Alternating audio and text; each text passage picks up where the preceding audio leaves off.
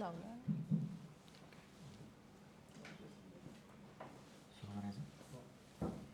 नमस्कार. आलेल्या सर्व पत्रकार बंधू बांधवांचे हार्दिक स्वागत. नागरिक सोशल फाउंडेशनची ही दुसरी प्रेस कॉन्फरन्स आहे, पत्रकार परिषद. मागच्या वेळी आपण दिलेल्या कव्हरेजबद्दल आपल्या सर्वांचे धन्यवाद. मागेच सांगितल्याप्रमाणे नागरिक सोशल फाउंडेशन ही साधारणपणे 1.5 वर्षापूर्वी अस्तित्वात आलेली आमची संस्था आहे आणि देश प्रथम या एकमेव ब्रीदवाक्याच्या अनुसरून जी कामं आम्हाला करता येतात ते आम्ही करत असतो.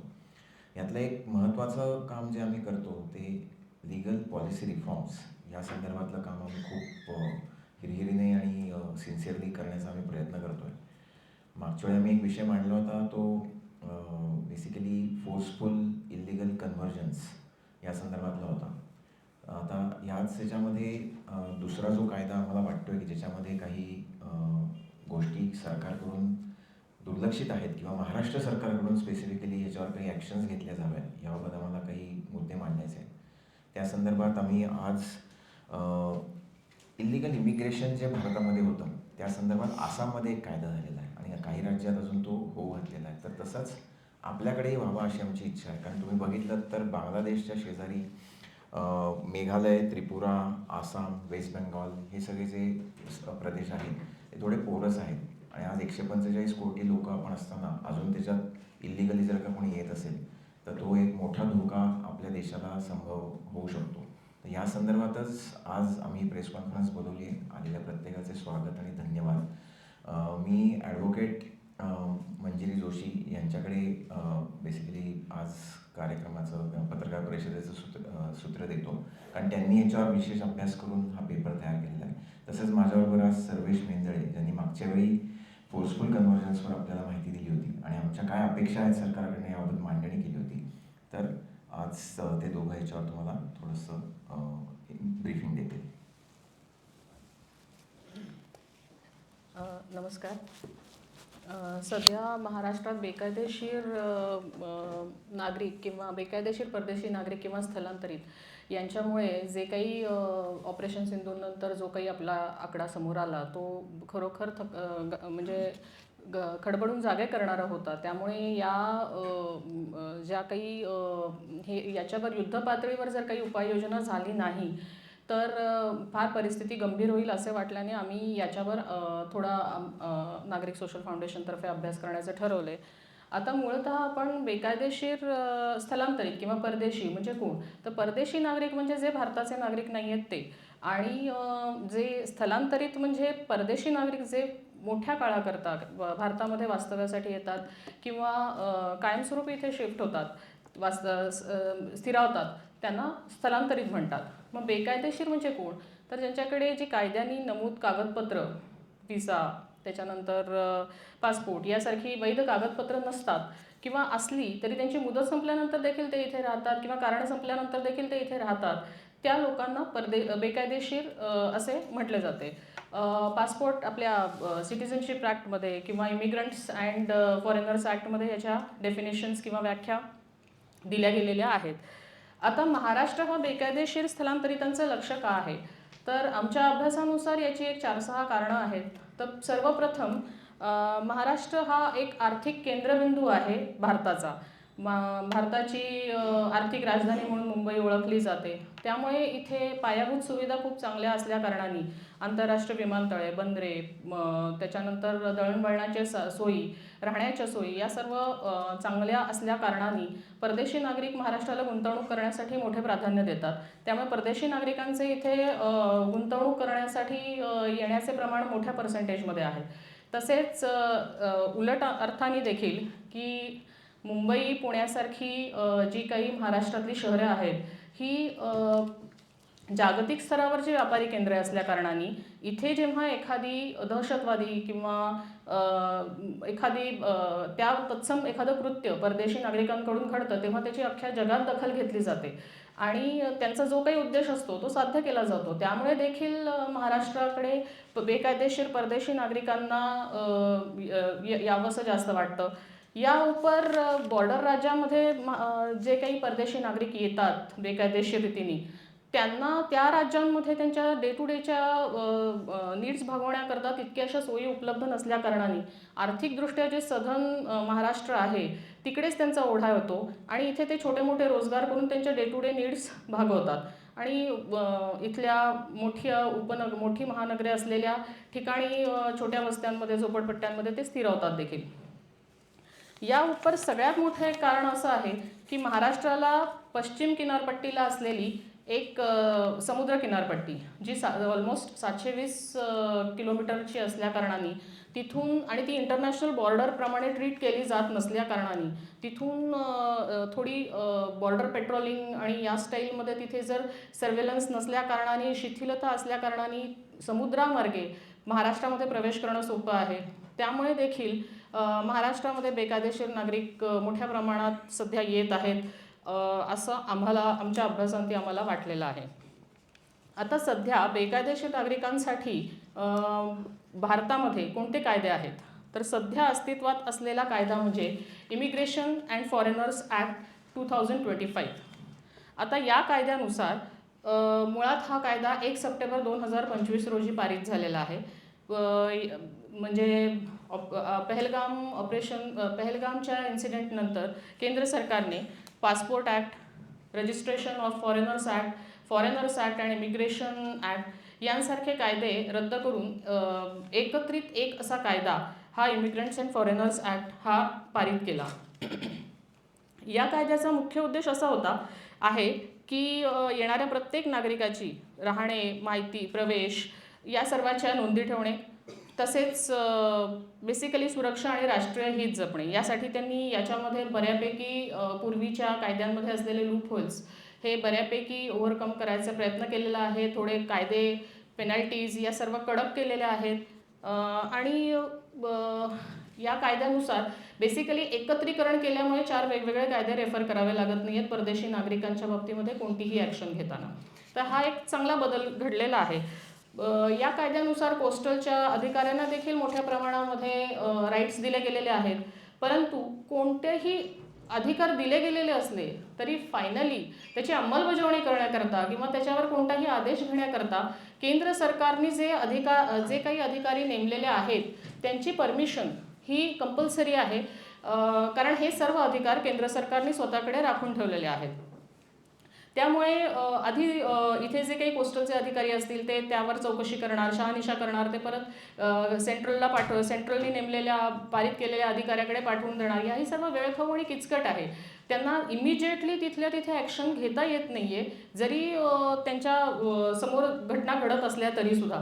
तर यातला जो वेळ खाऊपणा आहे किंवा किचकटपणा आहे तो अजूनही कमी करता येऊ शकतो का किंवा त्याच्यावर काही उपाययोजना होऊ शकते का? बेसिकली परदेशी नागरिकांच्यावर जर कोणत्याही प्रकारचं म्हणजे त्यांच्यावर कारवाई करायची असेल किंवा त्यांच्यावर काही त्यांना ती आयडेंटिटी त्यांचं स्टेटस ठरवायचं असेल तर फॉरेन ट्रिब्युनल्स हे त्यांना ते अधिकार दिलेले आहेत. 1946च्या फॉरेनर्स ॲक्ट खाली या फॉरेन ट्रिब्युनल्सची स्थापना झालेली आहे. हे फॉरेन ट्रिब्युनल्स यांचा मुख्य उद्देश म्हणजे एखाद्या पोलीस एजन्सीज किंवा इंटेलिजन्स एजन्सीज किंवा स्टेट गव्हर्नमेंट यांनी रेफर केलेल्या एखाद्या संशयित व्यक्तीबद्दल किंवा एखाद्या व्यक्तीबद्दल त्या व्यक्तीचं status whether that person is foreigner, तो फॉरेनर आहे, बेकायदेशीर आहे का नाही आहे, तो स्थलांतरित आहे, बेकायदेशीर स्थलांतरित आहे का नाही याबद्दलचं स्टेटस ठरवणे आणि त्याबद्दलचं डिक्लरेशन देणं हे मुख्य काम असते. आता फॉरेन ट्रिब्युनल्सला सिव्हिल कोर्ट नवीन कायद्यानुसार देखील फॉरेन ट्रिब्युनल्सचे अधिकार मोठ्या प्रमाणात वाढवलेले आहेत. त्यांना सिव्हिल कोर्टाचे अधिकार दिले गेलेले आहेत. तसेच क्रिमिनल कोर्टाचे देखील काही पर्सेंटेजमध्ये अधिकार दिले गेलेले आहेत. परंतु त्यांचं काम फक्त एवढंच आहे की हा फॉरेनर आहे आणि तो बेकायदेशीर रीतीने भारतात राहतोय किंवा कायदेशीर रीतीने भारतात राहतोय एवढं डिक्लरेशन द्यायचं. त्या पुढच्या जर तो बेकायदेशीर असेल तर ती मॅटर क्रिमिनल कोर्टाकडे रेफर केली जाते. म्हणजे पुन्हा ज्युडिशियरीच्या मार्गानेच त्याच्यावर जी काही अंमलबजावणी करायची किंवा जी काही कारवाई करायची ती केली जाते. अर्थात आपल्याला माहिती आहे की आपली ज्युडिशियरी आत्ता किती बर्डनखाली आहे. ज्युडिशियरीमध्ये एखादा मॅटर गेल्यानंतर ते किती फास्ट ट्रॅकवर होऊ शकतं ह्याचा साधारण आपल्याला अंदाज आहे. त्यामुळे या कायद्यांविषयी कितीही कडक प्रोव्हिजन्स तरतुदी केल्या गेल्या तरी देखील फायनल अंमलबजावणी जी आहे ती मात्र क्रिमिनल कोर्टाकडे गेल्यामुळे खूप वेळखाऊ किचकट प्रोसिजर व्हायला लागलेली आहे. अर्थात आता फॉरेन ट्रिब्युनल्सची संख्या किती आहे भारतामध्ये याचा आम्ही अभ्यास करायला गेल्यानंतर एक अतिशय आश्चर्यजनक गोष्ट आम्हाला आढळली की एकही फॉरेन ट्रिब्युनल आसाम सोडल्यास भारतामध्ये नाही आहे. आणि आसाममध्ये मात्र फॉरेन ट्रिब्युनल्स खूप छान रीतीने काम करत आहेत. मग आसाममध्ये फॉरेन ट्रिब्युनल्स इतक्या चांगल्या रीतीने का काम करत आहेत त्याचा आम्ही अभ्यास केल्यावर आम्हाला जाणवलं की आसामकडे आहे एक the immigration expulsion from Assam act 1950. Page number 9 मध्ये आहे बघा. पेज नंबर 9 मध्ये त्या ॲक्टविषयी लिहिलेलं आहे. तर आसामचा हा जो काही कायदा आहे 1950 साली जो पारित झालेला आहे तो आसामची भौगोलिक रचना बघून त्यावेळेला पूर्व पाकिस्तानातून आसाममध्ये येणारे मोठ्या प्रमाणातले बांगलादेशी आणि इतर स्थलांतरितांच्या लोंढ्यामुळे आसामला ते स्पेशल प्रोटेक्शन दिलं गेलं होतं. आसाममधले राजकीय दंगे थांबवण्यासाठी की नॉर्मल प्रोसिजरनी त्यांना याच्यावर कारवाई करणं अवघड होणार आहे म्हणून हा स्पेशल ॲक्ट त्यांना दिला गेला होता आणि त्याचा अतिशय त्यांनी छान रीतीने वापर केला. वेळोवेळी त्या कायद्यामध्ये त्या कायद्यानुसार त्यांना सेक्शन 2 and 3 मी इथे दिलेले आहेत पण ते मी आता वेळेअभावी वाचून दाखवत नाही पण याच्यात लिहिलेले आहेत. सेक्शन 2 आणि 3 प्रमाणे त्यांना पूर्ण अधिकार हे हकालपट्टीपर्यंतचे म्हणजे अंमलबजावणी कायद्यानुसार परदेशी नागरिकांची डिक्लरेशन ठरवणे की ते बेकायदेशीर आहेत, बेकायदेशीर स्थलांतरित आहेत आणि त्यांना पूर्णपणे आसाममधून हकालपट्टी करण्याचे अधिकारापर्यंत सर्व अधिकार दिले गेलेले आहेत. वेळोवेळी वेगवेगळे गॅझेट्स काढून त्या अधिकारांना अजून डेलिगेट केलं गेलेलं आहे की बाबा जिल्हाधिकाऱ्यांपर्यंत हे अधिकार होते, जिल्हाधिकाऱ्यांनंतर आता ते SDOपर्यंत अधिकार दिले गेलेले आहेत. आणि आसाममधलं 2007 सालचा जो GR आहे त्याच्यानुसार मला तो जास्त नमूद करायला आवडेल की ग्राउंड लेवलला काम म्हणजे कसं असतं. आसाममध्ये एक या GR खाली आणि या कायद्याखाली त्यांनी एक स्थानिक लेवलवर सर्कल कमिटी नेमलेली आहे. या सर्कल कमिटीमध्ये कोण कोण असतं तर एक ग्रामसेवक, त्या प्रभागातील 3 प्रतिष्ठित नागरिक, त्या प्रभागातील सर्व मान्यताप्राप्त राजकीय पक्षांचे रिप्रेझेंटेटिव्ह, त्या प्रभागातील पोलीस स्टेशनचे इन्चार्ज आणि 3 शैक्षणिक क्षेत्रांशी निगडीत असलेले प्रतिष्ठित नागरिक अशी ही सर्कल कमिटी तयार होते. ही सर्कल कमिटी म्हणजे स्थानिक पातळीवरच माईक लांब पकडू ओके.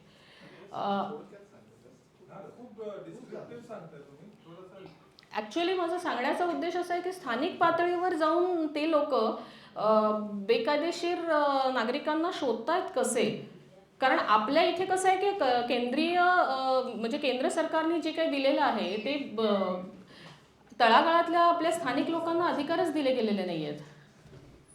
सो हां तर स्थानिक पातळीवरचे हे लोक जे तळागाळातल्या लोकांशी जोडले गेलेले आहेत तिथून ते इन्फॉर्मेशन देऊन या कायद्याखाली ज्या लोकांना अधिकार प्रशासकीय सेवेमध्ये अधिकार दिले गेलेले आहेत फॉर एक्झाम्पल जिल्हाधिकारी कार्यालयातले जे कोणी अधिकारी असतील त्या लोकांना याची माहिती देतात की असा एक बेकायदेशीर संशयित आम्हाला जाणवतो आहे आणि त्याची माहिती दिल्यानंतर त्याबाबतची पूर्ण चौकशी करून त्याच्यावर हकालपट्टीचे आदेश काढण्यापर्यंतचे सर्व अधिकार हे जिल्हाधिकारी प्रशासनाकडून पूर्ण केले जातात. 24 तासामध्ये त्याची हकालपट्टी केली जाते आणि हकालपट्टीसाठी तिथली पोलीस यंत्रणा केली जाते. या सगळ्यामध्ये त्यांना केंद्र सरकारची गरज पडत नाही. स्टेट गव्हर्नमेंटला हे सगळे अधिकार दिले गेलेले आहेत. आणि फॉरेन ट्रिब्युनल्सचं तिथे काय रोल आहे कारण एवढ्या पर्सेंटेजमध्ये फॉरेन ट्रिब्युनल्स तिथे आहेत.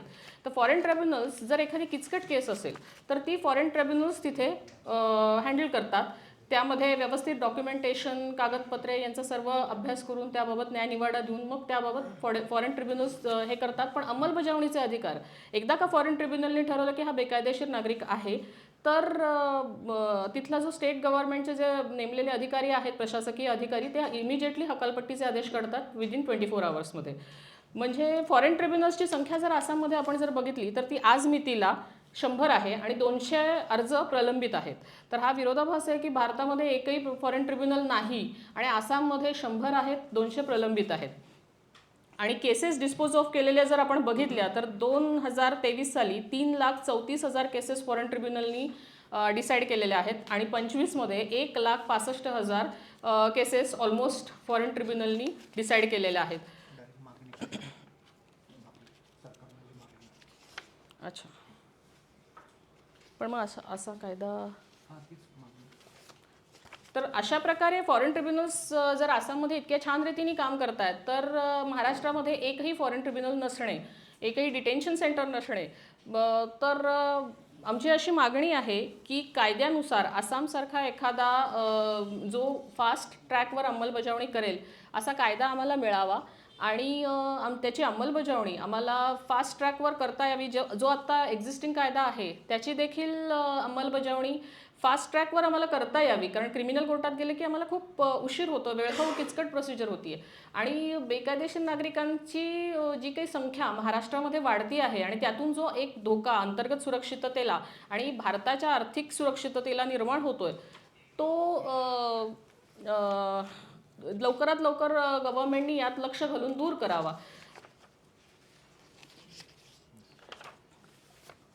ठीक आहे, अजून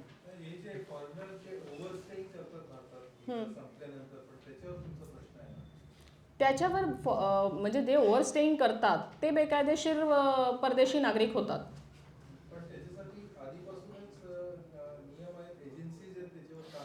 हो, आम्ही वेगळं काय मागतो की ती मला म्हणजे बेसिकली त्यांची हकालपट्टी होते का.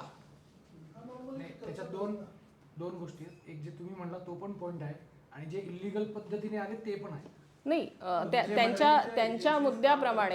त्यांच्या मुद्द्याप्रमाणे जे कोणी इलिगली इथे राहतात त्यांच्यावर क्रिमिनल पद्धतीने प्रोसिजर होते, बरीच लेंदी प्रोसिजर होते आणि तोपर्यंत ते लोक इथेच आपण त्यांना ठेवतो. मधल्या पिरियडमध्ये तुम्ही बघितलं असेल बरेच साऊथ आफ्रिकेकडून येणारे जे स्टुडंट होते ते वर्षानुवर्ष इथे राहायचे, त्यांची हकालपट्टी केलीच ना. पण जे तुम्ही म्हणताय की बाबा तुम्ही म्हणत असाल की रोहिंग्या आले, हो हो हो, बांगलादेशी आले, चेंजेस होतात हो हो, आणि त्याच्यामुळे बरेचसे धोके निर्माण होतात. तर हे एजन्सीजचं काम आहे, सेंट्रल एजन्सीजचं. बरोबर आहे. इंटेलिजन्स जो आहे तो वीक पडतोय कुठे ना कुठे, आर्मीचा इंटेलिजन्स कुठे ना कुठे वीक पडतोय.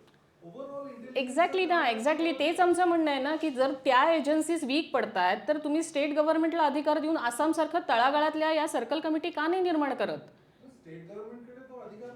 स्टेट गव्हर्नमेंटला अधिकार दिले गेलेत ना आसाममध्ये, मग महाराष्ट्राला का नाही. हीच तर मुख्य मागणी आहे आणि ते ज्या आर्टिकलनुसार ते मिळालेले आहेत आणि हा जो कायदा आहे याची वैधता म्हणजे ह्याची व्हॅलिडिटी ही सुद्धा आत्ता 2024मध्ये एका केसमध्ये फायनल झालेली आहे. धनंजय चंद्रचूड यांच्या अंडर 4-1 मेजॉरिटीने ती फायनल झालेली आहे. त्यामुळे असा जर कायदा आपल्याला आला आणि अशी तळागाळातली, आता मला तुम्ही सांगा की तुम्ही परदेशी नागरिक म्हणताय पण माझ्या आजूबाजूला जे काही घरकाम करायला येतात किंवा फळभाजी विक्रेते हे येतात यांच्याबद्दलची माहिती आपल्याला कोण देणार. एक्झॅक्टली, पण जर अशा स्थानिक कमिट्या झाल्या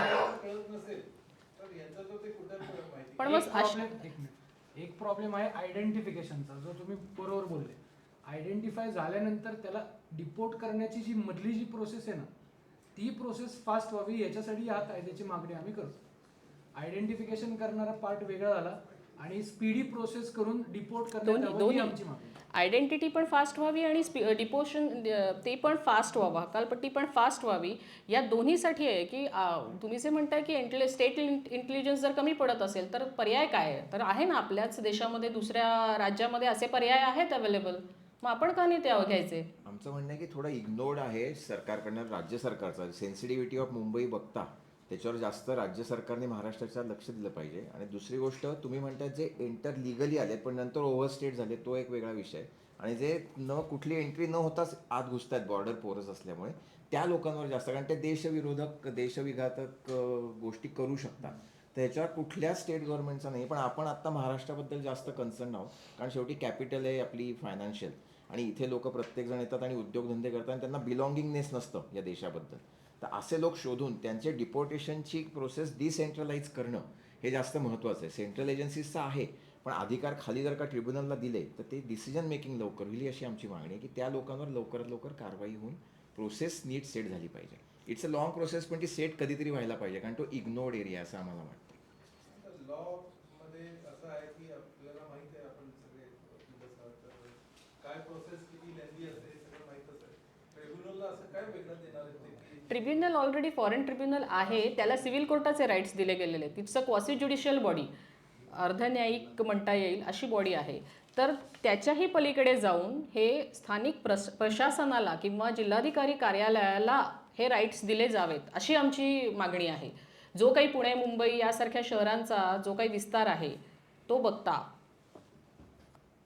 याच्यात एकच दिसतंय की एक लॉ इम्प्लिमेंट करण्याची जी ब्युरोक्रेसी आणि ही जी पॉलिटिकल पार्टीजची जी इच्छा असते ती कमी आहे. पॉलिटिकल विल कमी असं तुमचं. पॉलिटिकल विल कमी पण आहे, पण अंमलबजावणीची प्रक्रिया पण तितकी फास्ट नाही आहे ना. म्हणजे समजा आता फॉरेन ट्रिब्युनल्स जर त्यांना 6 महिन्याची प्रोसिजर दिली गेलेली आहे, जर तीच फास्ट ट्रॅकवर प्रोसिजर झाली आणि 24 तासामध्ये हकालपट्टीसारखे जर असे फास्ट आदेश आले तर फॉरेन ट्रिब्युनल्स जर आसाममध्ये एवढ्या पर्सेंटेजमध्ये वाढू शकतात तर आपल्या इथे काय एवढी उदासीनता आहे. बेसिकली इमिग्रंट्सचे रेकॉर्ड किपिंगच व्यवस्थित होत नाही, प्रॉब्लेम तिथे आहे मेन.